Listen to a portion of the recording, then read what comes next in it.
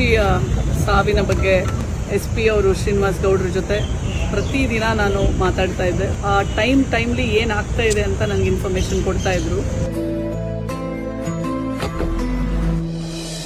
ಇದು state issue, ಆದ್ಯತೆ ಮೇಲೆ ತಗೊಂಡು ರಿಪೋರ್ಟ್ನ ಕೊಟ್ಟಿದ್ದಾರೆ.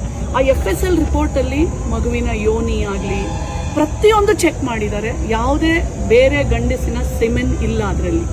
ಎಲ್ಲ ರಿಪೋರ್ಟ್ಸ್ನು ನಾನು ಈಗ ನೋಡಿ ಪ್ರತಿಯೊಂದು ಮಾಹಿತಿ ತಗೊಂಡು ನಿಮ್ಮ ಜೊತೆ ಮಾತಾಡ್ತಾ ಇದ್ದೀನಿ. Complete post mortem report video ಆಗಿದೆ. ನಾವೇನೋ ಮುಚ್ಚಾಕಕ್ಕೆ ಪ್ರಯತ್ನ ಮಾಡ್ತೀವಿ, ಅದಕ್ಕೆ ಅವಕಾಶನೇ ಇಲ್ಲ.